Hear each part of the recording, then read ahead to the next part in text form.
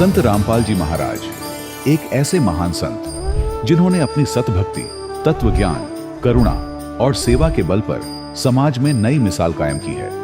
संत रामपाल जी महाराज की अगुवाई में उनके सभी सतलोक आश्रमों से समाज कल्याण के अद्भुत कार्यों ने समाज को सुनहरे भविष्य की एक नई उम्मीद दिखाई है। संत रामपाल जी महाराज से नाम दीक्षा लेने के बाद लाखों लोगों की लाइलाज बीमारियां जैसे कैंसर, एड्स आदि ठीक हुई। संत जी के ज्ञान से प्रेरित होकर उनके अनुयायियों ने लाखों यूनिट रक्तदान किया। संत जी ने लाखों बहन बेटियों का दहेज मुक्त विवाह करवाया।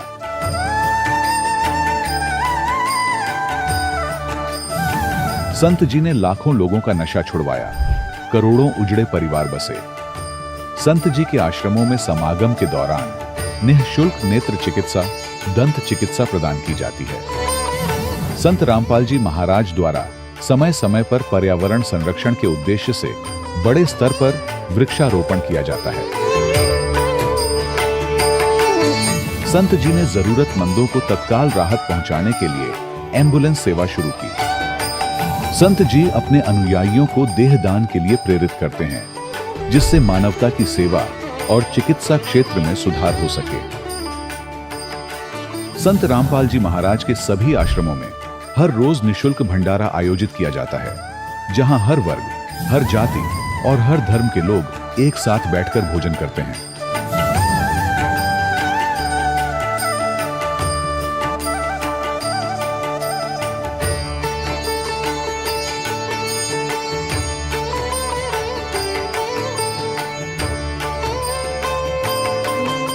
संत रामपाल जी महाराज की अन्नपूर्णा मुहिम ने गरीब और बेसहारा लोगों के जीवन में एक नई ऊर्जा और उम्मीद को जन्म दिया है। घर घर खाद्य सामग्री और जरूरी मदद पहुंचाकर संत रामपाल जी महाराज ने लोगों को दुख और मजबूरी से लड़ने की ताकत प्रदान की है।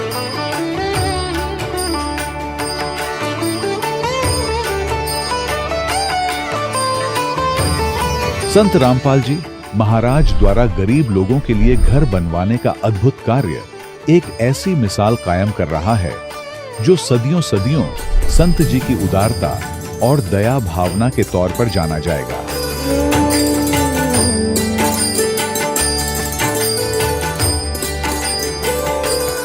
संत रामपाल जी महाराज के आश्रम में हजारों बुजुर्गों को सम्मान और प्यार के साथ जीवन जीने का अवसर मिलता है।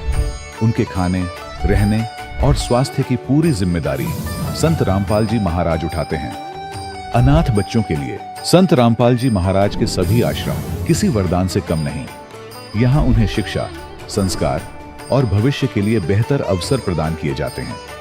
चाहे बाढ़ हो, भूकंप या महामारी, संत रामपाल जी महाराज और उनके अनुयायी हमेशा ही जरूरतमंदों के लिए सबसे आगे खड़े रहते हैं। कोविड महामारी के दौरान संत रामपाल जी महाराज के आश्रमों से करोड़ों लोगों के लिए भोजन, दवाइयां और जीवन रक्षक सामग्रियां उपलब्ध कराई गई। चाहे गरीब की मदद हो या किसी शोषित और पीड़ित वर्ग के हक और सम्मान की लड़ाई, संत रामपाल जी महाराज ने हमेशा ही उनकी दबी आवाज को सरकारों तक पहुंचाया है और उन्हें उचित न्याय दिलवाने में अहम भूमिका अदा की है। समाज में आध्यात्मिक और सामाजिक मूल्यों के प्रति जागरूकता लाने में संत रामपाल जी महाराज हर कदम पर मानवता के सच्चे सेवक साबित हुए हैं। संत रामपाल जी महाराज का जीवन हमें सिखाता है कि सच्ची सेवा वही है जो निस्वार्थ भाव से की जाए। आइए हम भी इस महान सेवा के कार्य में इस महान संत से जुड़ें और संत रामपाल जी महाराज से नाम दीक्षा लेकर अपने जीवन को धन्य बनाएं।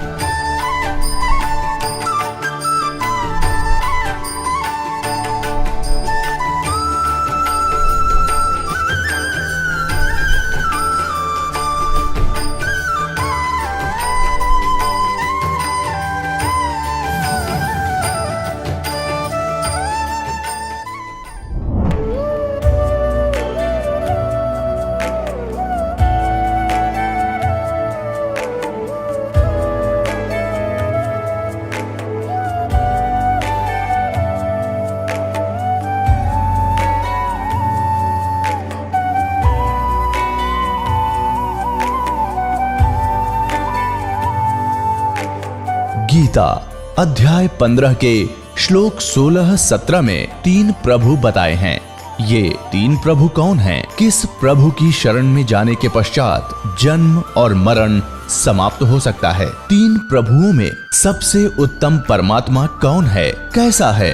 उसका क्या नाम है?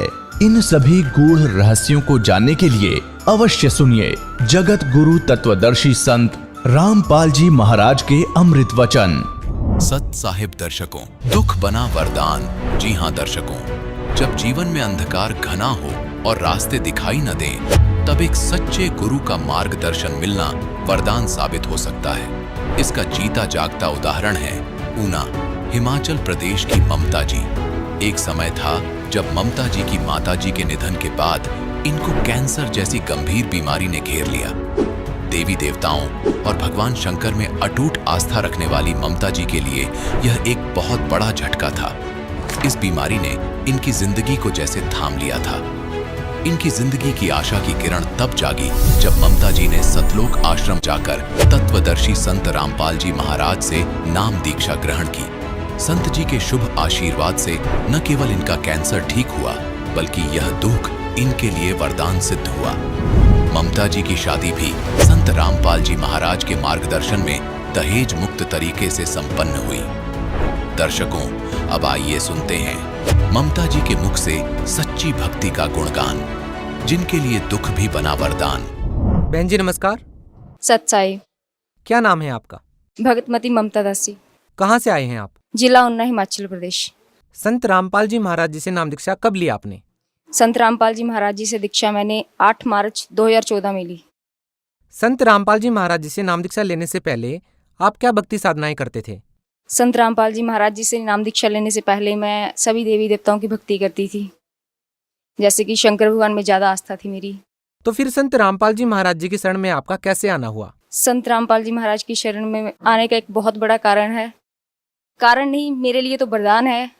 मुझे कैंसर हो गया था फरवरी में। मुझे मैं बीमार रहती थी। बीमार रहने के कारण मेरा बहुत बुरा हाल रहता था। मैं ऑफिस जाती थी, ऑफिस से मैं घर बहुत मुश्किल से पहुंचती थी। मेरे घर वाले बड़े परेशान रहने लगे। फिर वो आखिर में बोलते कि इसका टेस्ट करवाना पड़ेगा, ये बीमार क्यों रहती है, इसको दर्द होता क्यों है। फिर हमने टेस्ट करवाया तो टेस्ट वाले ने बोला कि इसको ऐसे ऐसे प्रॉब्लम है, इसको आप अच्छे से डॉक्टर को दिखाओ। हमारे यहीं ऊना में एक प्राइवेट डॉक्टर हैं, उनको दिखाया। उन्होंने कहा, मेरे पापा के मुंह पे बोल दिया कि आपकी बेटी को ऐसे ऐसे कैंसर बन रहा है। मेरे को उन्होंने रूम से बाहर निकाल दिया, लेकिन मैंने सुन लिया। उस टाइम तो मेरे पैरों के नीचे से जमीन निकल गई कि हे भगवान ये क्या हुआ, क्योंकि मेरे मम्मी की डेथ 3.5 महीने पहले हुई थी।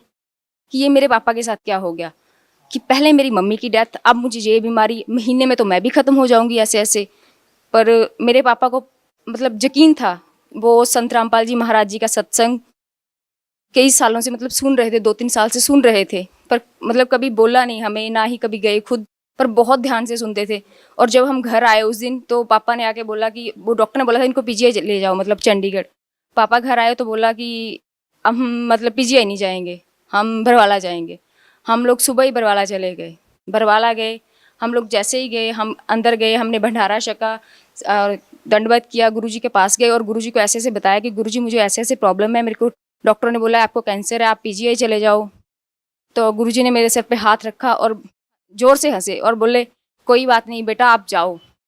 और मैं उसी टाइम फिर दंडवत किया और गुरुजी से फिर बोला कि गुरुजी ऐसा हो कि मुझे ना जाना पड़े। हम घर आ गए, मुझे फिर बिल्कुल कोई दर्द नहीं हुआ। मैं रोज ऑफिस जाने लगी। 1 हफ्ता मैं लगातार ऑफिस जाती रही। क्या आपकी कैंसर की बीमारी ठीक हो गई? जी। आपने संत रामपाल जी महाराज जी से नाम दीक्षा क्यों ली? क्या आपकी कैंसर की बीमारी ठीक करवाने के लिए? हाँ जी, मैंने कैंसर की बीमारी ठीक करवाने के लिए ही नामदान लिया था, पर बाद में जाके जब ज्ञान समझ में आया, पर फिर मेरे को लगा नहीं ये बीमारी नहीं, ये मेरे लिए वरदान था। संत रामपाल जी महाराज जी से नाम दीक्षा लेने से आपकी कैंसर जैसी बीमारी ठीक हो गई। हम आपसे ये जानना चाहते हैं कि संत रामपाल जी महाराज का सामाजिक सुधार में क्या योगदान है? संत रामपाल जी महाराज जी का सामाजिक सुधार में बहुत बड़ा योगदान है। उनके बताए हुए तरीके से, उनकी बताई हुई मैणी से हमारी शादी हुई। ये मेरे भगत जी हैं। सर आपका क्या नाम है? मेरा नाम विपिन दास है। कहाँ से आए हैं आप? मैं डिस्ट्रिक्ट ऊना, हिमाचल प्रदेश, गांव बीटर से आया हूँ। सर क्या काम करते हैं? हमारा अपने काम है मैसन का। सर, जिस तरह से समाज में बहुत सारी कुरीतियां फैली हुई हैं, जिनमें से दहेज भी एक बहुत बड़ी कुरीति है, आप संत रामपाल जी महाराज जी के शिष्य हैं। सर, आप इस बारे में क्या कहना चाहेंगे? जैसे कि हमने नामदान ले रखा है संत रामपाल जी महाराज से, तो हम उनसे हमने नाम दीक्षा लिए, तो हम उनके अनुसार ही चलते हैं, क्योंकि जो हमारी शादी हुई वो शास्त्र अनुसार हुई है और उसमें ना हम दहेज ले सकते हैं और ना कुछ ऐसे शगन वगैरह कुछ करना है। एकदम सिंपल तरीके से हमारी शादी हुई है। तो जैसे कि आपको पता है कि आजकल दहेज के लिए कितनी लड़कियों को जलाया जाता है और इतने लोग दाज दहेज देते हैं, फिर भी मतलब उनकी लड़की खुश नहीं रहती है। और हमारे गुरुजी ने संत रामपाल जी महाराज ने जो दाज प्रथा जो कृतियाँ जो खत्म कर दी है। जितने भी आजकल ज़माने में जितने भी लोग हैं नशे करते हैं, जो कुछ भी है, जो शराब पीते हैं, जो किसी प्रकार के नशे, परमात्मा ने वो सब छुड़ा दिया। हमारे जितने भी भक्त हैं परमात्मा के, एक भी भक्त कोई भी नशा नहीं करता है। संत रामपाल जी महाराज जी से नाम दीक्षा लेने के बाद आपको क्या लाभ हुआ? संत रामपाल जी महाराज से नाम दीक्षा लेने के बाद पहला लाभ तो मुझे यही मिला कि मेरी कैंसर की बीमारी ठीक हो गई। और बीच में जब मेरी बीमारी चल रही थी, मेरा ट्रीटमेंट हुआ था पीजीआई में, उस दौरान मेरे को ना पेट में इतना ज़बरदस्त दर्द हुआ था। मेरे घर वाले उसी दिन मेरे को रात को अपने लोकल हॉस्पिटल उन्ना लेके गए थे। वहाँ पर लेके गए, उन्होंने मेरे को इंजेक्शन वगैरह दिए, इतना ट्रीटमेंट किया, फ़र्क पड़ा नहीं कुछ भी, बस नशीली दवाइयाँ दी और मैं सो गई। उसके अगले दिन भी उन्होंने पूरा दिन नशीली दवाइयाँ दी, मैं पूरा दिन सोई रही। पर मेरा दर्द बढ़ता गया और रात को इतना ज़बरदस्त हो गया ना कि दवाइयों ने असर करना बंद कर दिया। घर वालों ने तो यही मान लिया था, डॉक्टरों ने यही मान लिया था कि ये मर गई, क्योंकि मेरे नब्ज वगैरह सब कुछ बंद हो चुका था। सर, आप भी संत रामपाल जी महाराज जी के अनुयायी हैं। हम आपसे जानना चाहेंगे, आपको संत रामपाल जी महाराज जी से नाम दीक्षा लेने के बाद क्या लाभ हुआ? सर, सबसे बड़ा लाभ तो मुझे ये हुआ कि मुझे सच्ची भक्ति का पता चला। पहले जैसे हम मंदिर में जाते थे, शिव की उपासना या हनुमान की उपासना वो सब करते थे। अगर घर में कोई सुख हो तो ठीक है, अगर कोई दुख आ जाए तो हम ये कहते हैं कि मैं तो सुबह शाम हनुमान चालीसा करता हूँ, ऐसे करता हूँ, मंदिर में जाता हूँ, मुझे कोई फ़ायदा नहीं हो रहा, तो हम दुखी हो जाते रहे ऐसे। पर जो तो हमें संत रामपाल जी महाराज की शरण में आके पता चला कि जो हम साधना कर रहे थे उससे तो हमारा कोई लाभ हो ही नहीं सकता था, वो तो हमारे कर्मों का फल ही हमें मिल रहा था। जैसे कि हम उनकी शरण में आए तो हमें सारा ज्ञान हो गया, शास्त्रों का ज्ञान हो गया। पहले हमें ये नहीं पता था कि आखिर भागवत गीता में लिखा है, वेदों में क्या लिखा है। जब गुरुजी ने एक एक पेज, एक एक किताब खोल के टीवी पे दिखाई तो हमको सब कुछ सारा ज्ञान हो गया। संत रामपाल जी महाराज जी से नाम दीक्षा लेने वाले श्रद्धालुओं के असाध्य रोग भी ठीक हो जाते हैं। सर, आपको संत रामपाल जी महाराज जी से नाम दीक्षा लेने के बाद और क्या लाभ हुए? सतगुरु संत रामपाल जी महाराज ने मुझे सबसे बड़ा लाभ तो ये दिया, क्योंकि जब मेरा ट्रीटमेंट खत्म हुआ था, डॉक्टरों ने मेरे मुंह पे बोला था, मेरे साथ कोई नहीं था, अकेली गई थी मैं अपनी रिपोर्ट्स चेक करवाने। डॉक्टर ने बोला आपकी रिपोर्ट्स बिल्कुल ठीक है, आपको कोई प्रॉब्लम नहीं है। कहते पर मैं आपको बता देना चाहता हूँ, क्योंकि आप अडल्ट पर्सन हो, आपकी कल को शादी होगी, आपको सब कुछ पता होना चाहिए। मैंने पूछा डॉक्टर बता दो कि क्या प्रॉब्लम है। बोलते ऐसे ऐसे आपकी शादी, मैरिड लाइफ में कोई प्रॉब्लम नहीं आएगी, पर ममता आप ना कभी लाइफ में माँ नहीं बन सकते। 90% चांसेस है कि कभी नहीं बन सकते, 10% चांसेस है भगवान के पास। कहता कि अब देख लो आप। मैंने कहा ठीक है। फिर मैं घर आ गई, मैंने टेंशन लेनी छोड़ दी। अब मेरी शादी हुई है 7 फरवरी को और मेरी प्रेगनेंसी है। सर, आप भगत समाज को क्या संदेश देना चाहेंगे? सर, वैसे तो संत रामपाल जी महाराज जो सत्संग में बताते हैं वो ही सबसे बड़ा संदेश है। तो हम भी यही कहना चाहते हैं कि अगर अपना उद्धार करवाना चाहते हैं, क्योंकि आजकल संत बहुत है, इसलिए सतगुरु की जरूरत पड़ी, क्योंकि संत इतने हो चुके हैं, अब सतगुरु की जरूरत पड़ी। और सतगुरु इस समय जगत गुरु तत्वदर्शी संत रामपाल जी महाराज जी, अगर उनकी शरण में आओगे तभी हमारा उद्धार होगा, नहीं तो हम जहीं की जन्म मरण में भटकते फिरते रहेंगे। आप भक्त समाज को क्या संदेश देना चाहेंगे? मैं भक्त समाज को यही संदेश देना चाहती हूँ कि आप सतगुरु संत रामपाल जी महाराज की शरण में आओ, उनसे नाम उपदेश लो, अपना कल्याण करो। जी, बहुत बहुत धन्यवाद। दर्शकों, अभी आपने सुने संत रामपाल जी महाराज से दीक्षा प्राप्त करके सुखी हुए भक्त के अनुभव। अब देखिए जगत गुरु तत्वदर्शी संत रामपाल जी महाराज के मंगल प्रवचन। पता नहीं आपका यह बालकपन कब खत्म होगा, या काल की भांग तुमने झूठे सुख की पी रखी है कद उतरेगी। आप यहाँ एक कहर भोग रहे हो, चाहे राष्ट्रपति है किसी भी देश का, जीव का जीवन है ये। आज प्रधानमंत्री है, कल मृत्यु हो गया, गधा बन गया, तो खाक सुख है ये। झूठे सुख को सुख का है ये मान रहा मनमोद, ये सकल चबीना काल का, कुछ मुख में कुछ कोद। परमात्मा इतने खाड़े कर रखे आपके लिए, अपने बच्चों को दृढ़ भक्तों को मिलते हैं, उनसे उनको अपना गवाह बनाते हैं, फिर वो भी आपको क्या बता रहे। तो क्या कहते हैं, हाथ जोड़ कर भगवान बैठे एक 2 कोडी मारे जैसे नीच के सामने। थोड़ा सा धन पा के फूल गया, फिर भी आत्मा में जगह है, वो डलेड हो रहा है, शास्त्र साधना कर रहा है, और स्वयं एक वैष्णव संत की वेशभूषा बना रखी थी, तो सबसे उत्तम मान रहा था अपने आप को, तो हाथ जोड़कर कहते हैं कौन तुम्हारी जात, परमात्मा पूछते हैं उससे धर्मदास जी से, कौन तुम्हारी जात कहाँ से आए स्वामी, हे मालिक, स्वामी जी भगवान कह रहे हैं आप कहाँ से आए हो, आपकी क्या जाति है। कौन तुम्हारी जाति कहाँ से आए स्वामी, पूछे पुरुष कबीर धनी साहेब निकामी।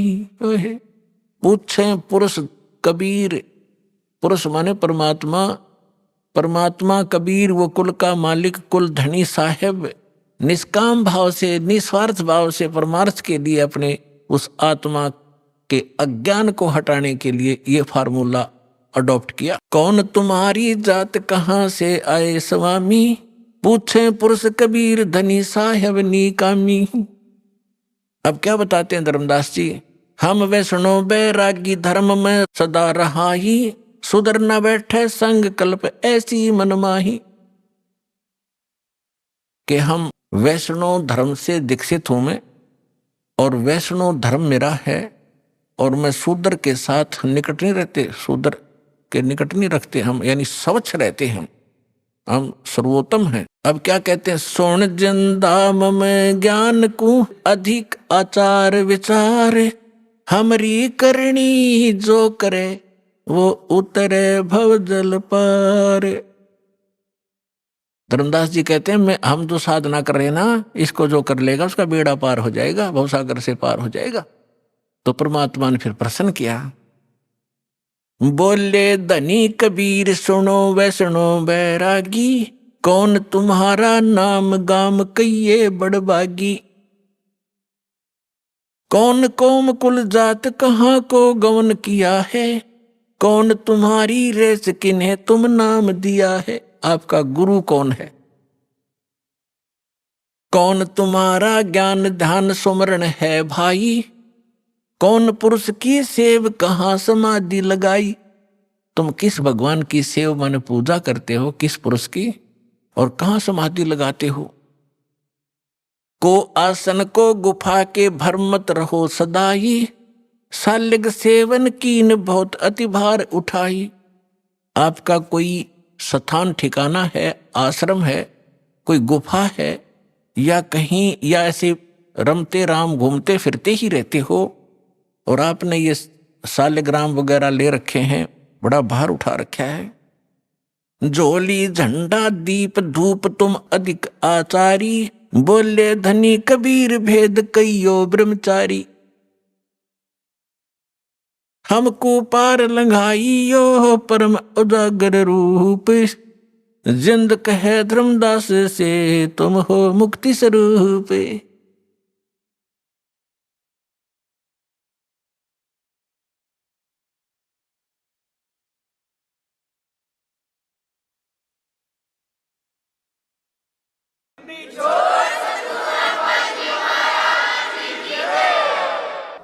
अब परमात्मा ने उस जीव के निकट पहुंचने के लिए कहा कि हमको पार लंघाइयो हे परम उजागर रूप, और जिंद कहे धर्मदास से। परमात्मा जिंदा रूप में थे और तुम हो मुक्ति स्वरूप। आप तो बिल्कुल ऐसे लगते हो जैसे आप तो पार होए पड़े हो, और मुझे भी वो मार्ग बताइए ताकि मेरा उद्धार हो। परमात्मा कह रहे हैं धर्मदास जी से। अब धर्मदास जी बताते हैं, बांधो गढ़ है गाम नाम धर्मदास कही जय, वैसे कुली कुल जात सुधर की नहीं बात सुनी जय। बांधवगढ़ मेरा गांव है, नाम मेरा धर्मदास है, और वैश्य कुल में मेरा जन्म है। हम शूद्र को निकट भी नहीं आने देते, हम इतने स्वच्छ हैं। सरगुण ज्ञान स्वरूप ध्यान सालग की सेवा, मल्याग्र छिड़कंत संत सब पूजे देवा। 68 तीर्थ नान ध्यान कर कर हम आए, पूजे सालग राम तिलक गलमाल चढ़ाए। धूप दीप अधिकार आरती करें हमेशा, राम कृष्ण का जा परटत है शंकर शेषा। धर्मदास जी बता रहे हम ये साधना करते हैं। नेम धर्म से नेह सने दुनिया से नाही, आरूढ़ बैराग और की मानू नाही। धर्मदास जी कह रहे हैं मुझे शिक्षा देने की आवश्यकता नहीं किसी ने, मैं बिल्कुल फाइनल हो चुका हूं, मेरा ज्ञान अटल है, मैं सही साधना कर रहा हूं, मैं किसी और की मानू नहीं, मेरा आरूढ़ बैराग है।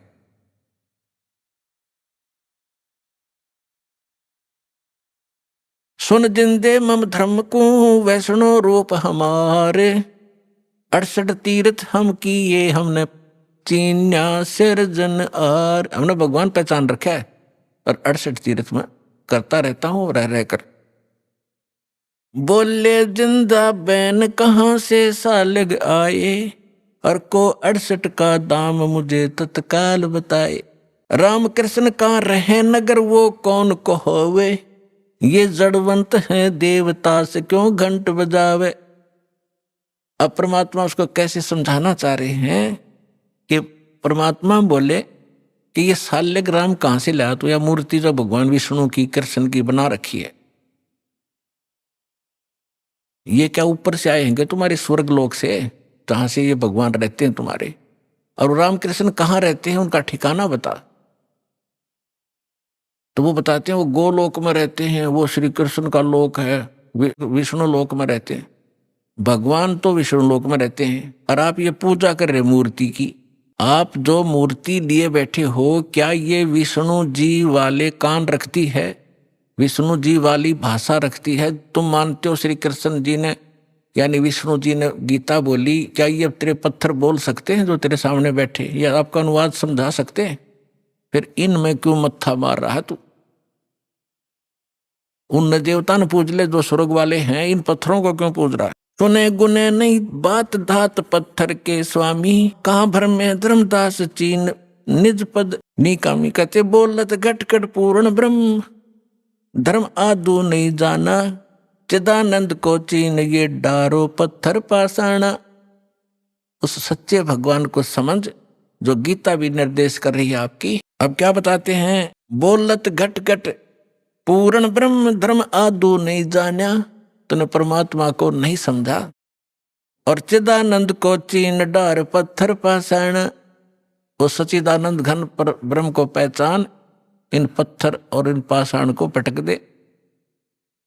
जैसे गीता अध्याय नंबर 18 के श्लोक नंबर 62 में कहा कि अर्जुन तू सर्वभाव से उस परमेश्वर की शरण में जा, उसकी कृपा से तू परम शांति को और सनातन परम धाम को प्राप्त होगा। तो आप मान लो श्री कृष्ण गीता बोल रहा है तो वो तो खुद कह रहा है विष्णु तो कि कोई और है भगवान, उसकी शरण में जाइए। गीता अध्याय नंबर 7 के श्लोक नंबर 29 में गीता ज्ञानदाता कहता है कि जो मेरे ज्ञान का आश्रय कर लेता है और तत्वदर्शी संत की खोज कर लेता है, फिर वो तत्व ज्ञान को प्राप्त प्राणी वो तत्ब्रह्म की पूजा करता है। जो प्राणी जरा और मरण से मोक्ष छुटकारा पाने के लिए, जरा माने वृद्ध अवस्था का कहर, बुढ़ापे का दुख और मृत्यु दुख, दो कहर जीव पर यहाँ पर प्रत्यक्ष टूटते हैं। कहते हैं जिनको ये ज्ञान हो गया, इस संसार के यहाँ के इस नकली लोक की कोई इच्छा नहीं रखते, वो व्यक्ति तत्व ज्ञान प्राप्त प्राणी, वो केवल जरा और मरण से छूटने का जो प्रयत्न कर रहे हैं वो तत्ब्रह्म से परिचित हैं और सारे अध्यात्म ज्ञान से परिचित हैं, सब कर्मों से परिचित हैं। वो तत्ब्रह्म 8वें अध्याय के प्रथम मंत्र में गीता ज्ञानदाता से अर्जुन ने पूछा कि वो किम तत्ब्रह्म, वो ऐसा तत्ब्रह्म कौन है, क्या है जिसको जानने के बाद लोग यहाँ की इच्छा कुछ नहीं रखते और केवल अपने इस कहर से छूटने का, जन्म मृत्यु के दुख को और बुढ़ापे के दुख से बचने का, छूटने का प्रयत्न करते हैं, यानी पूर्ण मोक्ष की ही वो चाह रखते हैं। वो किम तत्ब्रह्म 8वें अध्याय के प्रथम मंत्र में गीता ज्ञानदाता से अर्जुन ने पूछा। गीता ज्ञानदाता ने 8वें अध्याय में कहा कि वो परम अक्षर ब्रह्म है। वो तो गीता ज्ञानदाता से अन्य है। गीता अध्याय नंबर 15 के श्लोक 1 से 4 और गीता अध्याय नंबर 15 के 16-17 श्लोक में स्पष्ट किया है, इन सभी प्रभुओं की जानकारी दी है। अक्षर पुरुष एक पेड़ है, नर सरपुरुष वा की डार, तीनों देवा रजगुण ब्रह्मा सतगुण विष्णु तम गुण शिव जी, ये शाखा है, पात रूप संसार। और मूल कौन है? वो परम अक्षर ब्रह्म है। गीता अध्याय नंबर 15 के श्लोक नंबर 16 और 17 में कहा है कि सरपुरुष और अक्षर पुरुष दो पुरुष हैं, दो प्रभु हैं, और इनके अंतर्गत जितने प्राणी हैं और ये स्वयं भी नाशवान हैं, इनकी जन्म मृत्यु होती है, लेकिन जीव आत्मा किसी की नहीं मरती। इसलिए 15वें अध्याय के 17वें श्लोक में कहा है, उत्तम पुरुष तु अन्य परमात्मा इति उदाहरते।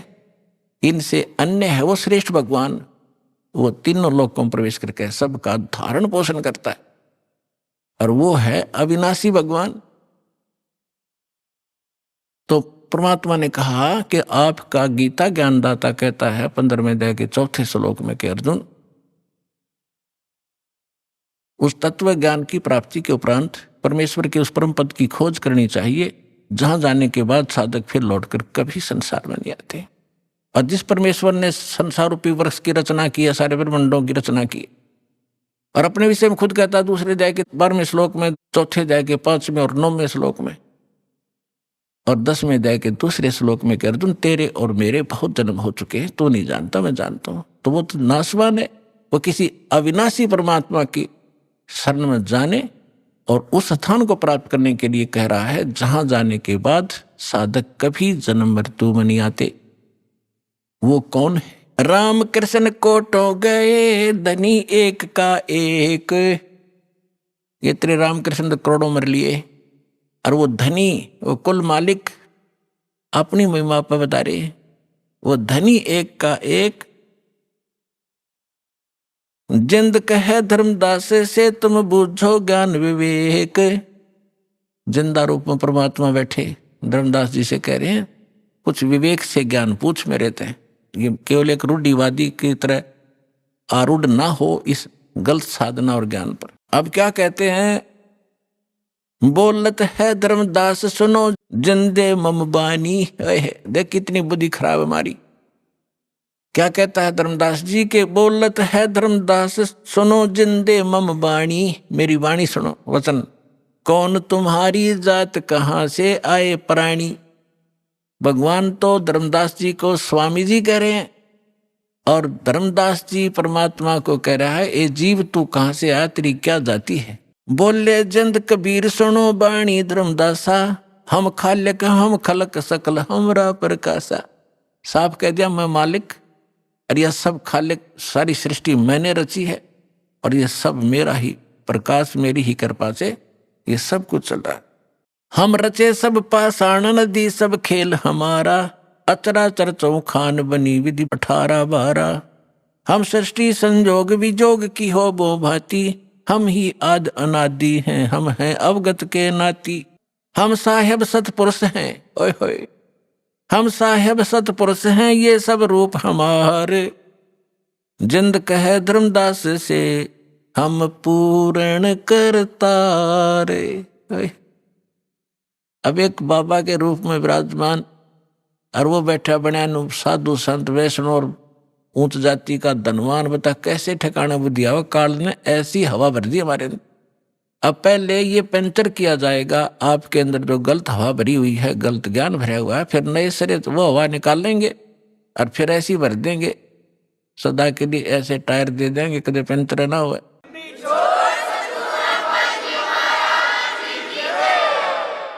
अब जब परमात्मा ने ये कहा हम साहेब सत्य पुरुष हैं, ये सब रचना हमारे, जिंद कहे धर्मदास से हम पूर्ण करतारे। अब धर्मदास जी क्या कहते हैं?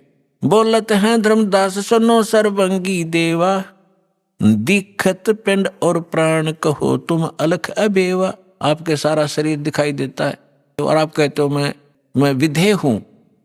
अब पुणात्मा यहाँ ये नकली कबीरपंथी उलझे बैठे। विधेय किसे कहते हैं? विधेय जिसका देह ना हो। एक तो देह हमारी मिट्टी की, और परमात्मा की देह वो एक तत्व की। तो विधेय का अर्थ है जिसकी विलक्षण देही हो। तो कहते हैं बोलत है धर्मदास सुनो सर्वंगी देवा, दिखत पिंड और प्राण कहो तुम अलख अबेवा। नाद बिंद की दे शरीर है प्राण तुम्हारे, और तुम बोलत बड़ बात नहीं आवत दिल हमारे। तुम कहते हो भगवान और आपके ये शरीर दिखाई देता है। खान पान स्थान देहे मैं बोलत दीसम, और कैसे अलग स्वरूप भेद कहिए जगदीशम। तुम दिखे मेरे की तरह आदमी सा, और आप कैसे भगवान हो बताइए मुझे। बोलत जिंद अबंद सकल गढ़ साहेब सोही, निर्वाणी निज रूप सकल से न्यारा होई। हम ही राम रहीम करीम पूर्ण करतारा, हम ही बांधे से तू संग चढ़े पद्म 18। हम ही रावण मारा लंक पर करी चढ़ाई, हम ही 10 सिर फोड़ देवता की बंद छुड़ाई। हम ही शक्ति से सती सीता और जति लक्ष्मण हनुमाना, हम ही कल्प उठाए करते हैं हम ही छह माना। अब क्या बताते हैं परमात्मा कि तेरे रामचंद्र का ब्योत नहीं था, रावण को मार दे या उस समुद्र पर पुल बना ले, हाथ जोड़ के खड़ा रहा 3 दिन थी समुद्र में। जब हमने जाकर के वहां पूरी डिटेल बताई कि एक पत्थर एक पहाड़ के चारों तरफ रेखा खींच दी थी अपनी सोटी तय डंडी तय, और वो पत्थर हल्का कर दिया था, फ्लोटिंग बना दिया था सिद्धि तय।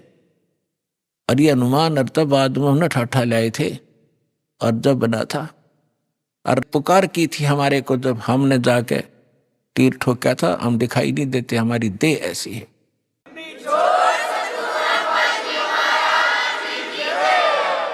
परमात्मा कहते क्षण में धरती पग धैरू और क्षण में जा आकाश है, हमरी गति कोई ना लखे सुन ले धर्मदास।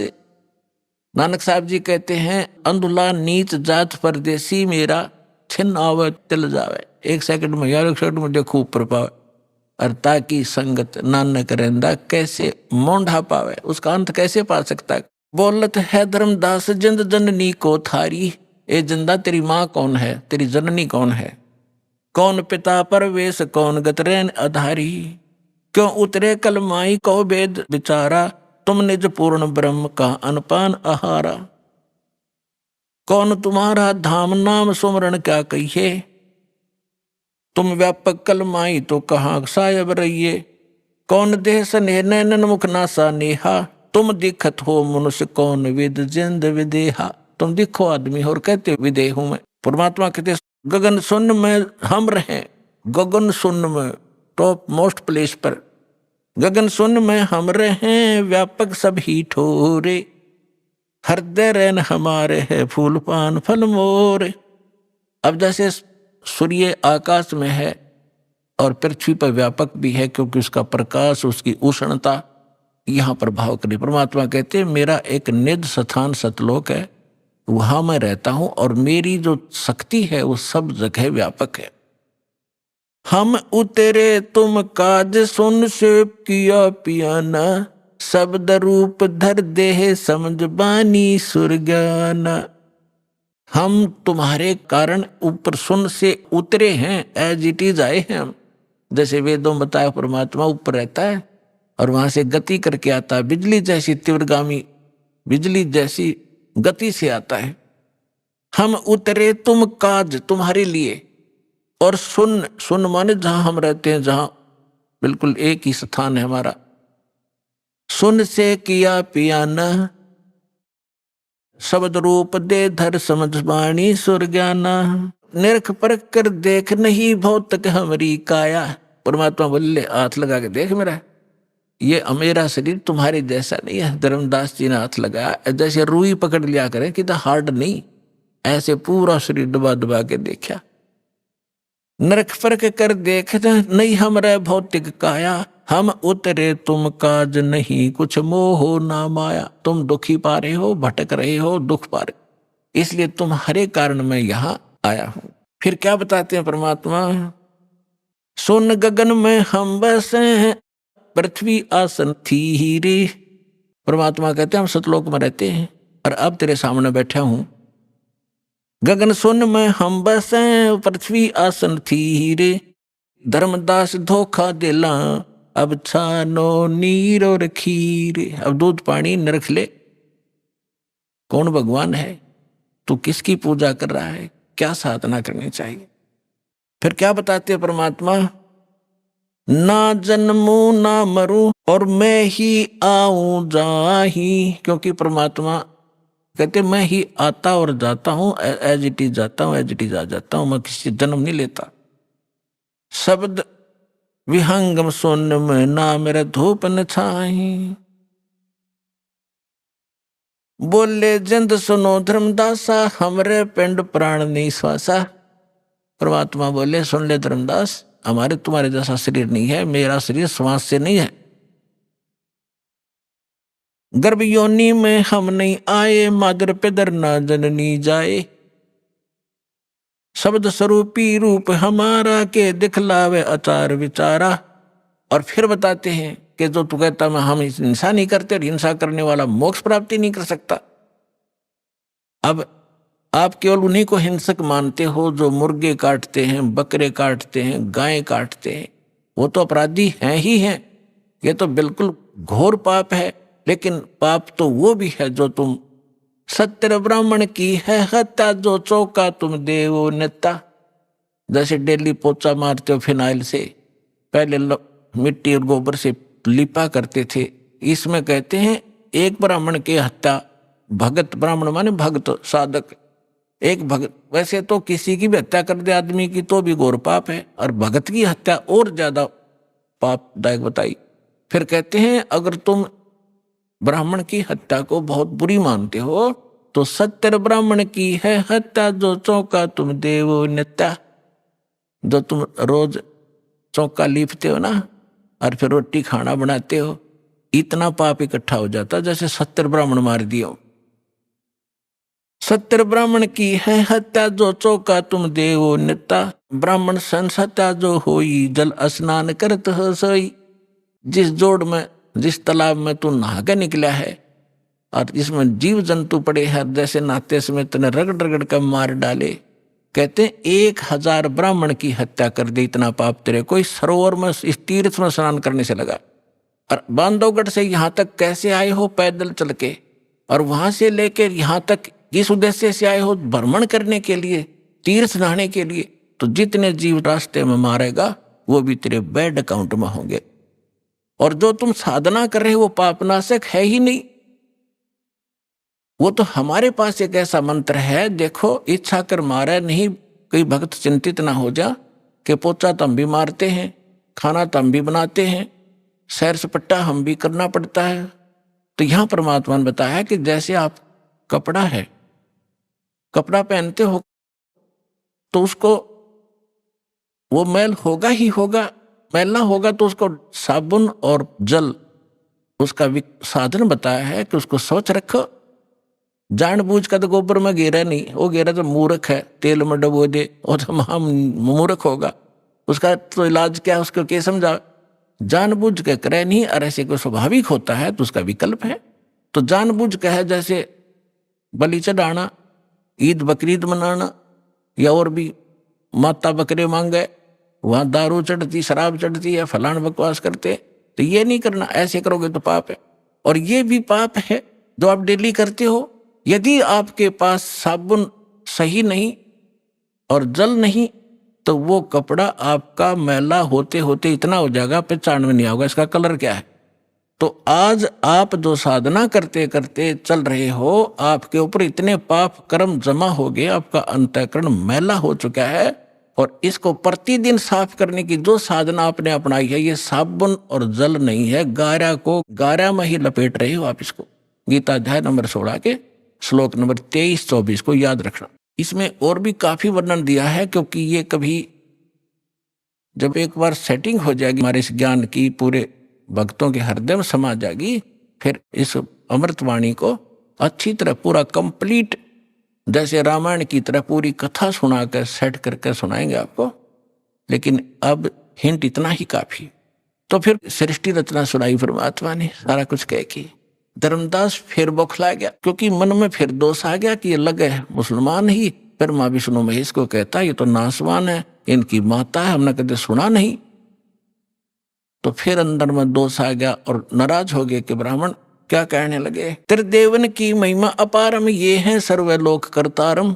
फिर वही बोलने लग गया क्योंकि 3 देवता की महिमा अपरंपार है, ये तीनों ये सर्व लोकों के करतार हैं। त्रिदेवन की महिमा अपारम, ये है सर्वलोक करतारम। सुन जिंदा क्यों बात बनावे, झूठी कहानी मोहे सुनावे।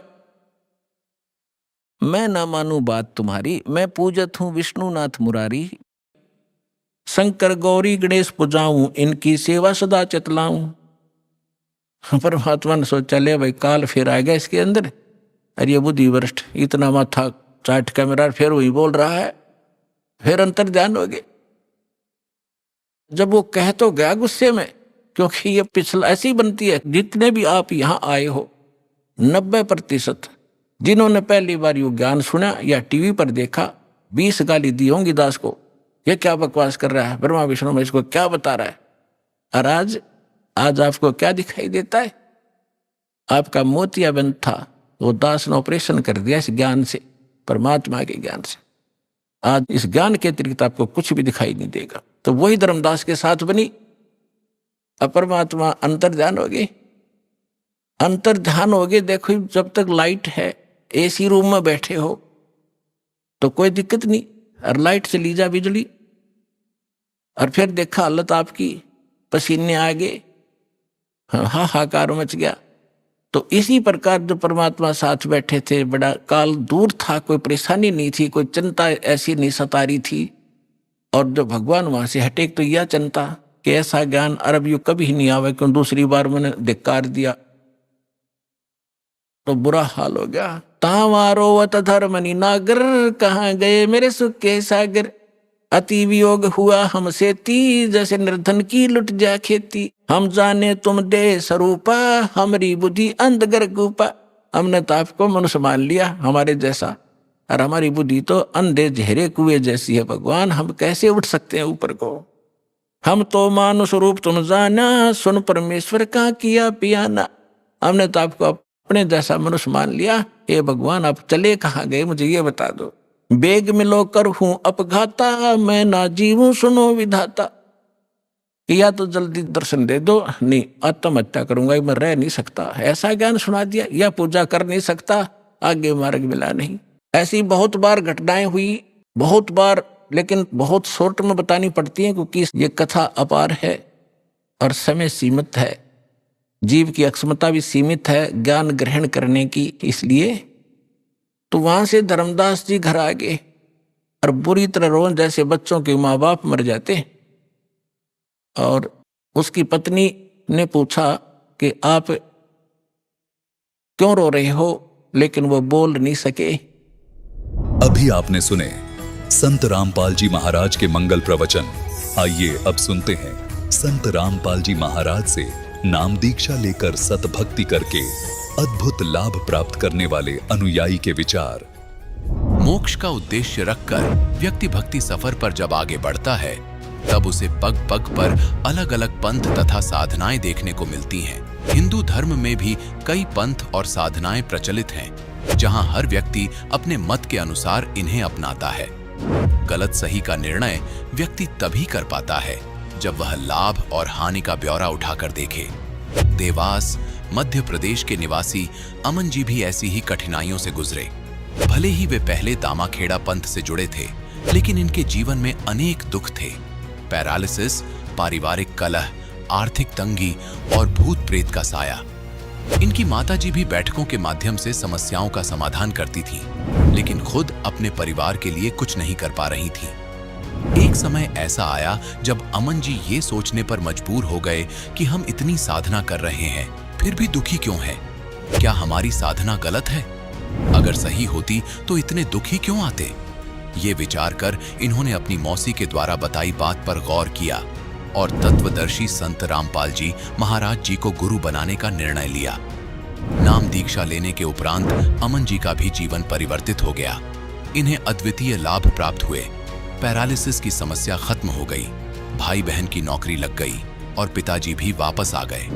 आज अमन जी अपने सुखमय जीवन का आनंद ले रहे हैं। कहाँ एक समय था जब अमन जी मरने के ख्यालात रखते थे और आज संत जी की कृपा से जीने की कला से वाकिफ हो गए हैं। अब सुनिए अमन जी की प्रेरणादायक कहानी, उन्हीं की अपनी जुबानी। नमस्कार सर। नमस्कार सर क्या नाम है आपका? अमन नाम है मेरा। अमन जी आप कहाँ के रहने वाले हैं? जी मैं देवास का रहने वाला हूँ। सर संत रामपाल जी महाराज से नाम दीक्षा आपने कब ली? जी मैंने संत रामपाल जी महाराज से नाम दीक्षा 9/7/2016 को ली थी। सर संत रामपाल जी महाराज से नाम दीक्षा लेने से पहले क्या आप कोई भक्ति साधना भी करते थे? ये दामाखेड़ा में हम 18 साल से थे। वैसे वहाँ पर क्या जो नाम दीक्षा दी जाती थी, क्योंकि हमने कबीर पंथ को जाना था, हम ये चाहते मोक्ष ही हमारे लिए मेन उद्देश्य था कि मोक्ष कैसे मिलता, मानव जीवन मिला है तो भक्ति हर कोई करता है। तो फिर हमने बहुत सारी किताबें पढ़ी तो उसमें पता चला कि मोक्ष सिर्फ कबीर पंथ से ही मिलेगा। तो कबीर पंथ सब में फेमस तो दामाखेड़ा था, एक तरह से मशहूर भी था उस वक्त, और उसमें बताया भी था कि दामाखेड़ा के अनुयायियों को नाम देने की इजाज़त है। तो उधर जो गुरु थे उनसे फिर हमने पहचान करी हमारे आसपास कौन है। तो हम देवास में रहते, तो देवास में मंगल नाम था उनका गुरुजी का, उनसे हमने नाम दीक्षा ली थी। मैं जब छोटा था तभी घर वाले सब उधर वहाँ चले गए थे दामाखेड़ा में। सर फिर आप संत रामपाल जी महाराज की शरण में कैसे आए? मम्मी जो है मतलब मम्मी को माता जी आती थी, जैसे 9 देवियाँ हैं, ज्वाला माता, पावागढ़ वाली माता, ये सब माता जी आते थे। और मम्मी बैठक करती थी, हम लोग हमारे घर में मतलब बैठक इतने लंबे टाइम तक चलती, 9 घंटे तक कंटिन्यू बैठक चलती थी। मतलब कि मम्मी को उठाना पड़ता था हमें गोद में, क्योंकि पैर उनके सुन्न हो जाते हैं, वो बैठक करती थी। हमारे घर से बहुत सारे लोगों को लाभ भी हुए, पर धीरे धीरे हमारे घर में कलेश भराने लगा। मतलब कि घर में लड़ाई होती, हमारे कुछ काम नहीं होते, हम मतलब दर दर हो गए, भीख मांगने को हो गए थे। मम्मी बैठक करती, जितने भी आते हैं उन सबके तो अर्जी पूरी होती, बहुत सारे के मतलब उतारे भी करेगा, जैसे भूत प्रेत लग जाते तो उनको दूर करना, कैसे दूर करते, मतलब जो कब्रिस्तान में भी जाना पड़ता था, जैसे उतारा रखने की, जो भी भूत लग जाता था तो उसको एक विधि होती थी, वो पूरी वो की जाती थी वहाँ पर जाकर। तो अब धीरे धीरे हमारे जो पुण्य थे वो ख़त्म होने लगे, और हमारे घर में देवी देवता तो थे, साथ में जितने भी भूत होते वो भी थे। घर में हुआ क्या कि जब हम माता जी आती थी, घर एकदम भारी भारी सा रहता था हमारे घर में। मतलब माता जी का आना जाना होता था, तो मतलब काली साड़ी और लाल साड़ी में ही ऐसा दिखता था, पर फेस नहीं दिखता था ढंग से। तो घर में सबको लगता था कि नहीं देवी देवता है, अच्छा आना जाना हो रहा है। उस वक्त इतना वो नहीं लगता था, पर धीरे धीरे क्या हुआ कि डर लगने लगा। मम्मी की नसें खिंचाती थी, और घर में हम ऊपर के कमरे में जाते थे तो ऐसा लगता कोई हमारे पीछे चल रहा है, घर में कोई घूम रहा है। पायल की आवाज़ आती थी रात में, चमक जाना रात में, एकदम से उठ जाना कि भैया कोई है, कोई अपने पास में है, कोई घूर रहा है। मतलब ऐसी बहुत सारी प्रतिक्रियाएं होती थी घर में। हमारे घर में से मतलब बहुत सारे लोगों को फ़ायदे भी हुए, पर हम लोग हमेशा मतलब प्रॉब्लम होती ही रहती थी। इतनी प्रॉब्लम होती थी हमको कि जैसे अब धीरे धीरे मेरे पापा ट्रक चलाते, उसमें बहुत अच्छी उनकी कमाई होती है। धीरे धीरे हम लोग लॉस में जाने लगे, पापा का ट्रक छूट गया, हम लोग दर दर को होने लग गए। भैया की नौकरी नहीं लग रही थी, दीदी की भी नौकरी नहीं लग रही थी, मतलब घर एकदम तहस नहस हो गया था हमारा। सर आपने बताया कि आपकी मम्मी को माता जी आती थी और वो दूसरे लोगों की समस्याओं का समाधान करती थी, लेकिन आप खुद दुखी थे, आपको भूत प्रेत की समस्या थी और भी आर्थिक समस्या आपको थी। तो फिर संत रामपाल जी महाराज की शरण में आने के बाद क्या आपका कोई लाभ भी प्राप्त हुए? मेरी कंडीशन ऐसी थी कि मैं नीचे से निचला हिस्सा पूरा पैरालाइज होने लग गया था। डॉक्टर ने बोला ये उठेगा नहीं। अब बिस्तर पे मैं लेट जाता था तो मेरे से उठाता नहीं था। मैं अगर लेट गया तो कोई मेरे को हिला भी नहीं सकता था। मेरी कंडीशन इतनी ख़राब थी कि अगर कोई मरता भी हो ना तो मुझे पानी ला के दे दे। अब आप अंदाज़ा लगा लीजिए कितनी ख़राब हालत थी। मतलब मैं जब उठने की कोशिश करता तो मेरे को 1 घंटा तो लग ही जाता उठने में, सीधे बैठने में, चलने में मेरे को बहुत प्रॉब्लम होती थी। मैं गिर जाता था, मैं चलते चलते ही गिर जाता था। मैं मतलब रात में तो मेरी 12 बजती थी, क्योंकि रात में मेरे पूरा बदन दर्द से कर रहा था। मैं रात भर दर्द होता था मुझे। मैं हमेशा ये सोचता था कि आज नहीं तो कल तो मैं मरना चाहता था मैं, कि नहीं अब मुझे मरना है। इतना दर्द मुझे सहन नहीं होता, इतनी पीड़ा होती थी। मेरी मम्मी को जब माता जी आती थी ना, तो वो जब भी हम ऊपर जाते थे, ऊपर का कमरा उनका ही बना दिया था, पूरा मंदिर सरी का था। मतलब तलवारें भी थी, त्रिशूल भी थे, 2 त्रिशूल, बहुत सारे मतलब चीज़ें थी हमारे घर में। तो अब हम जब भी ऊपर जाते थे हम यही बोलते थे कि मेरे पैर, डॉक्टर बोल रहे कि ये पैरालाइज हो जाएगा, मतलब आप सही कर दीजिए। वो बोलते सब होगा, सब होगा, सब्र रखो। मैंने ठीक है सब्र रखा। जैसे नहाने भी जाते थे, जैसे ओमकारेश्वर जैसे जो आती है ये नवरात्रि, उसमें पहले दिन नहाने जाना पड़ता था। तो सब नहाने भी जाते थे, बहुत सारे भगत भी रहते थे वहाँ पर, सब जाते थे हम लोग। पर फिर भी कंडीशन सही नहीं होती थी। मेरी कंडीशन इतनी बिगड़ने लगी थी कि मेरे दोस्तों मुझे स्कूल से गाड़ी पे बिठाते थे मुझे खुद, और लेके जाते थे और लेके आते थे। मेरा 12th जो थी वो 1 साल तो पूरी ऐसे ही चली गई, क्योंकि मैं स्कूल तो जा ही नहीं पाता, बैठने की प्रोसेस तो थी नहीं बिल्कुल। तो फिर जब डॉक्टर को बताया तो डॉक्टर ने बोला कि ये पैरालाइज हो जाएंगे, इनका आने वाले जीवन में ये शरीर रह जाएगा, ये चल नहीं सकते। अब मम्मी को भी बहुत बुरा लगता था कि घर में जब देवी देवता आ रहे हैं, दूसरों के काम हो रहे हैं, दूसरों के मतलब बच्चे खेल रहे हैं, कूद रहे हैं, उनको जितनी भी प्रॉब्लम रहती थी वो सब सॉल्व हो रही, तो हमारी क्यों नहीं हो रही? क्या हमने कुछ गुनाह तो नहीं कर दिया? पर उस वक्त ऐसा सोचते थे कि नहीं, शायद टाइम लगेगा, कुछ होगा, बड़ी आफत होगी। उतारे भी करने का देखा कि भैया उतारा तो नहीं लग रहा। तो जैसे अब वो सारी प्रोसेस, मतलब कि देवी देवताओं की प्रोसेस तो हमने सारी ही कर ली थी, सारी मान कर ली थी कि इसको बस ये सही हो जाना चाहिए कैसे भी करके। डॉक्टरों को भी बताया, तो डॉक्टरों ने तो रिपोर्ट में लिख दिया था, जब एक्सरे हुआ था मेरा तो उसमें बताया कि इनको कैल्शियम की कमी है। कोई बोलता था कि इनके बॉडी में कुछ हार्मोन्स नहीं डेवलप हो रहे हैं। हर डॉक्टर अलग अलग बात बताता था, पर कोई सही नहीं कर पाता, क्योंकि जब भी हम लोग दवाई लेते थे, दवाई बहुत महंगी आती थी, 1-1 हज़ार की दवाइयाँ आती थी, और हम पूरा कोर्स करते, फिर भी आराम मुझे ज़रा सा भी नहीं पड़ता था। मैं रात में पेन किलर लेके सोता था, मतलब एक दिन में मैं 4 पेन किलर खा जाता था, और जब पेन किलर लेता था तो बस उसका नशा बस थोड़ा बहुत रहता था मुझे, पर मुझे फिर भी दर्द होता था। मैं बहुत परेशान हो गया, तो मैं जब भी छत पे जाता था तो मैं यही सोचता था कि यहाँ से कूद जाऊँ, कैसे भी करके ये छुटकारा चाहिए मुझे। जब कोई देवी देवता कुछ कर ही नहीं पा रहे हैं, सब लोगों के काम हो रहे हैं, हमारे क्यों नहीं हो रहे? फिर घर में जो था सब तहस नहस हो गया था, पापा घर छोड़ के चले गए थे। जो ट्रक चलाते, ट्रक भी चोरी हो गया, सब मरने पे उतारे हो गए।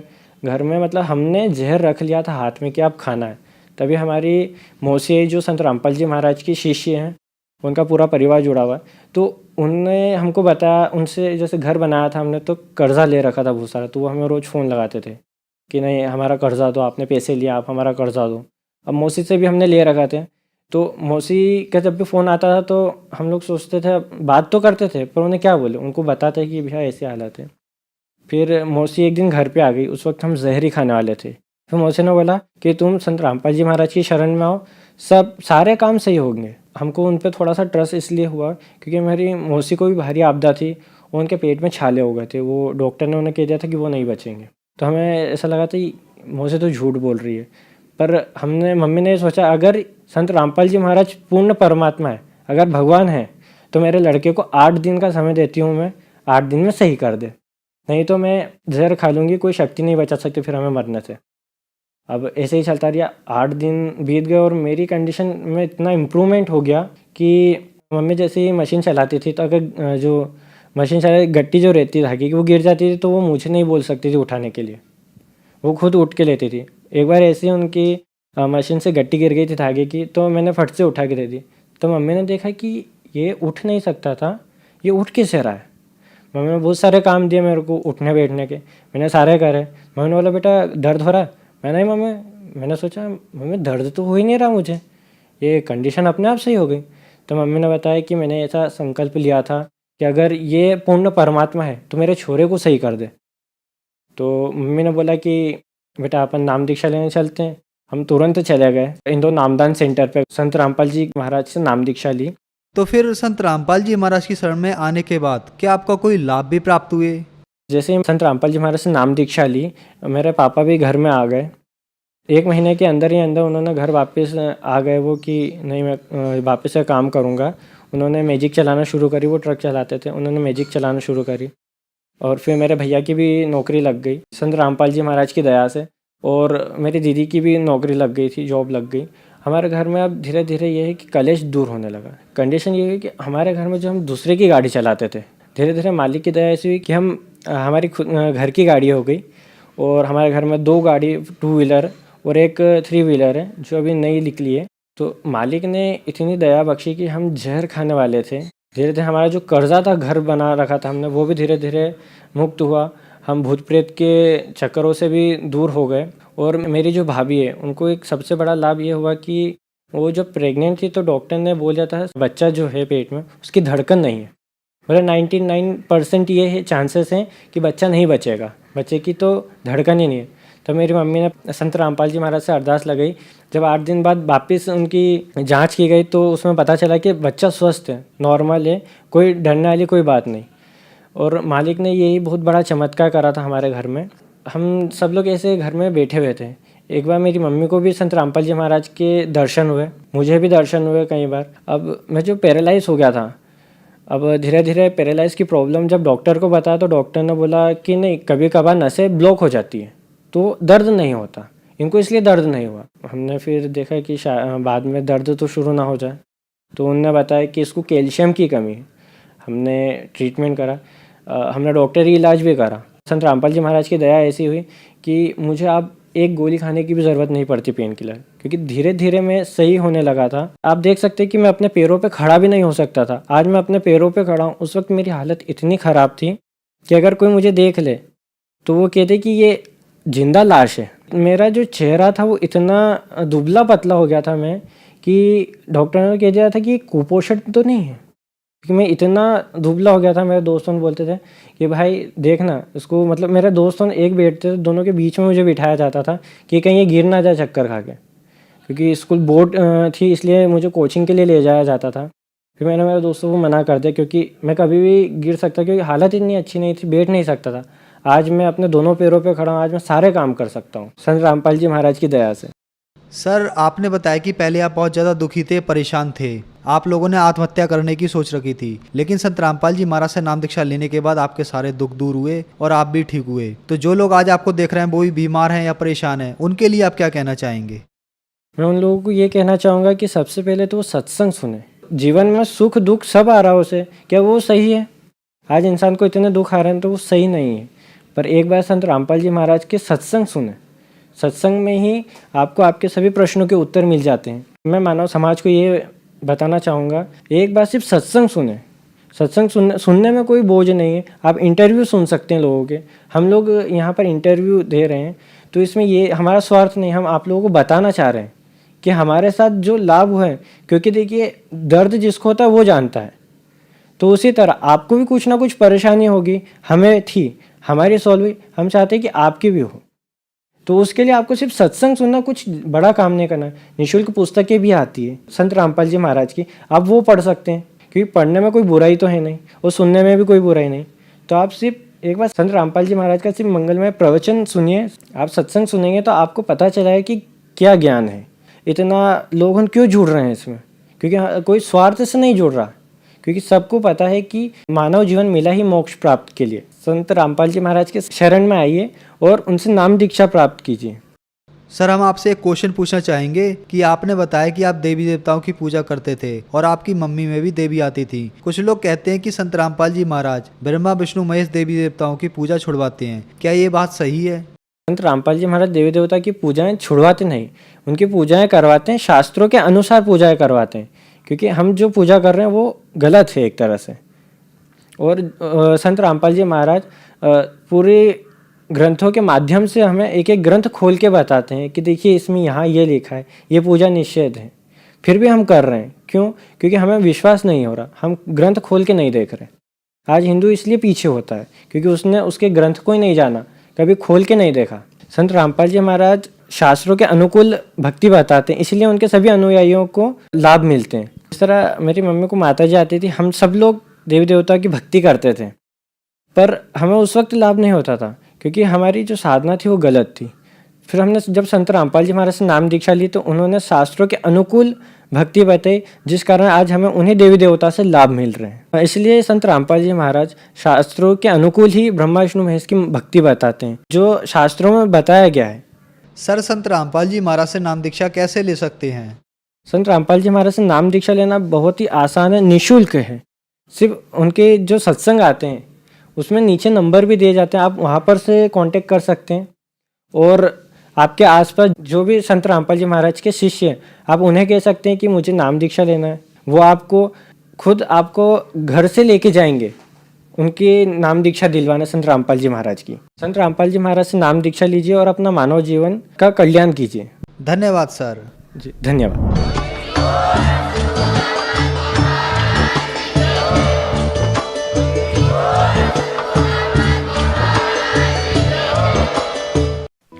आप सुन रहे थे जगत गुरु तत्वदर्शी संत रामपाल जी महाराज के मंगल प्रवचन। अधिक जानकारी के लिए संपर्क करें।